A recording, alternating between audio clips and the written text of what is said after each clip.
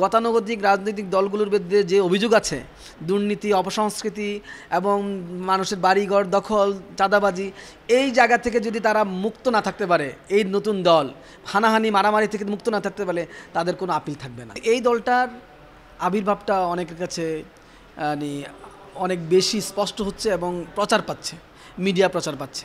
এর প্রধান কারণ হলো যে যেহেতু এই দলের নেতৃস্থানীয়দের মধ্যে অধিকাংশই বৈষম্যবিরোধী আন্দোলনে যুক্ত ছিলেন এবং তারা একটা রক্তাক্ত বিপ্লবের মধ্য দিয়ে একটা স্বৈরাচারী সরকার, ফেসিবাদী সরকারের পতন ঘটিয়েছে, সেই জায়গা থেকে যেহেতু সাধারণ নাগরিকদের একটা আপিল তাদের প্রতি ছিল এবং তারা যেহেতু রাজনৈতিক দল গঠন করেছেন, সেই কারণে এই দলটার গঠন বেশি প্রচার পাচ্ছে।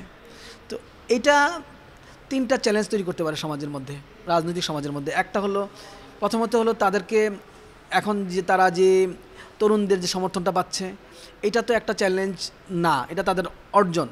আবার এর বাইরে ভোটে যদি আপনি যান, তাহলে তো শুধুমাত্র তরুণরাই ভোটার না, ভোটার তো সব শ্রেণীর মানুষ, সব ধর্মের মানুষ, সব পেশার মানুষ।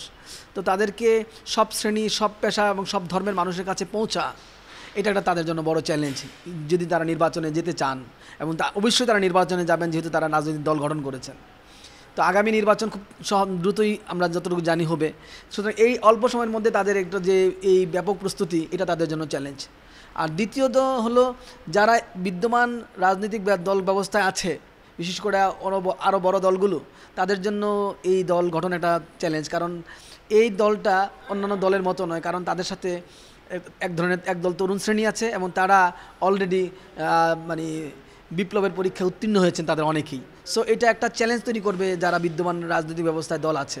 একটা রাজনৈতিক দল তো আসলে 1-2 মাস বা 6 মাস 1 বছরের বিষয় নয়। একটা রাজনৈতিক দল ক্ষমতা আসার জন্য দীর্ঘ সময় লড়াই করতে হয়।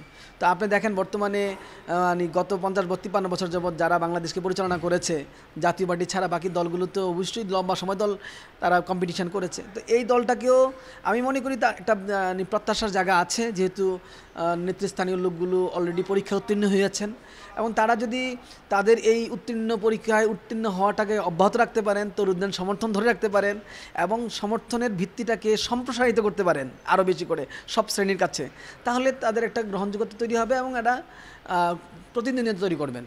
কিন্তু এখনই তারা ক্ষমতায় চলে আসবেন কি না, এটা আসলে এখনই বলা যাবে না, আরও কিছু সময় লাগবে। 2-4 মাস যাক, আমরা আসলে তাদের সাপোর্ট বেসটা বোঝার চেষ্টা করি এবং তারা কতটা নাগরিকের কাছে পৌঁছতে পারেন। এবং আজকে তারা যে কথা বলেছেন, বিশেষ করে সেকেন্ড রিপাবলিকের কথা এবং নতুন বাংলাদেশের কথা, এই নতুন বাংলাদেশ এবং সেকেন্ড রিপাবলিকের প্রতি বাংলাদেশের আপামর জনগোষ্ঠীর আবেদন তারা কি পর্যায়ে তৈরি করতে পারেন। এবং এটা যদি এমন হয় যে তারা যেভাবে তৈরি করতে পেরেছিলেন 5ই আগস্টের আগে, সেটা যদি তারা করতে পারেন, তারা অবশ্যই উতরে যাবেন।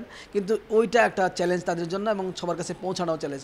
এক্ষেত্রে সবচেয়ে বড় চ্যালেঞ্জটা হলো গতানুগতিক রাজনৈতিক দলগুলোর বিরুদ্ধে যে অভিযোগ আছে, দুর্নীতি, অপসংস্কৃতি এবং মানুষের বাড়িঘর দখল, চাঁদাবাজি, এই জায়গা থেকে যদি তারা মুক্ত না থাকতে পারে, এই নতুন দল হানাহানি মারামারি থেকে মুক্ত না থাকতে পারে, তাদের কোনো আপিল থাকবে না।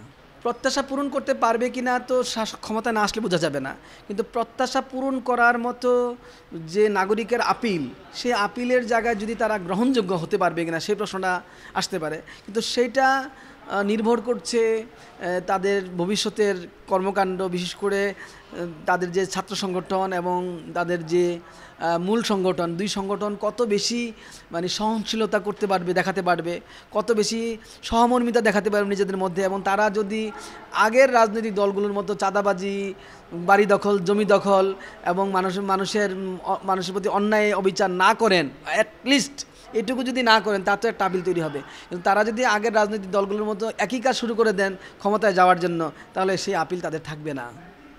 বাংলাদেশের রাজনীতিতে দীর্ঘমেয়াদে টিকে থাকার জন্য, এটা খুব গুরুত্বপূর্ণ কথা বলেছেন আপনি, টিকে থাকার জন্য আসলে হঠাৎ করে ক্ষমতায় চলে আসব এবং হঠাৎ করে ক্ষমতায় গিয়ে বাংলাদেশকে পরিবর্তন করে দিব, এই জায়গা থেকে বের হতে হবে। একটা স্থায়িত্ব লাগবে, এক ধরনের অধ্যবসায় লাগবে। বাংলাদেশের রাজনৈতিক দলগুলোর মধ্যে কিছু কিছু রাজনৈতিক দল অলরেডি নিজেদেরকে কিছু প্রমাণ করেছে, সত্য কথা, কিন্তু বাংলাদেশের রাজনৈতিক দলের কর্মীদের মধ্যে সে অধ্যবসায়টা, রাজনীতি চর্চার যে অধ্যবসায়, রাজনীতি চর্চা করে রাজনৈতিক অধিকার নাগরিকের কাছে পৌঁছে দেওয়ার যে সেতুবন্ধন হিসেবে কাজ করার যে বিষয়টা, সেইটা নাগরিকদের মধ্যে যে প্রত্যাশা আছে, সেই প্রত্যাশাটা রাজনৈতিক দলের কর্মীদের মধ্যে এখনও তৈরি হয়ে ওঠেনি। যদি এই নতুন রাজনৈতিক দল তারা যদি তাদের কর্মীদের মধ্যে, নেতাকর্মীদের মধ্যে এই উদ্দীপনা তৈরি করতে পারে যে তারা নাগরিকের অধিকার নাগরিকের কাছে ফিরিয়ে দিবে বাস্তবেই, মুখে নয়, তাহলেই সম্ভব তাদেরকে সারভাইভ করা। অন্যথায় গতানুগতিক রাজনীতি ধারা হয়ে যাবে।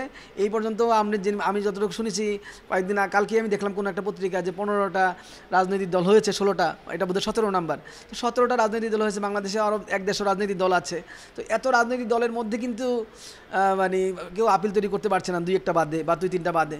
তো এই কম্পিটিশনের মধ্যে যারা অলরেডি বাংলাদেশের ব্যাপক মানুষের জনসমর্থন নিয়ে আছেন 2-3টা দল, সেই দলগুলো থেকে সমর্থন কেড়ে নিয়ে যাওয়ার জন্য যে নতুন ধারা, এই নতুন ধারা শুধুমাত্র পুরাতন রাজনৈতিক দলগুলোর সংস্কৃতির বাইরে গেলেই সম্ভব।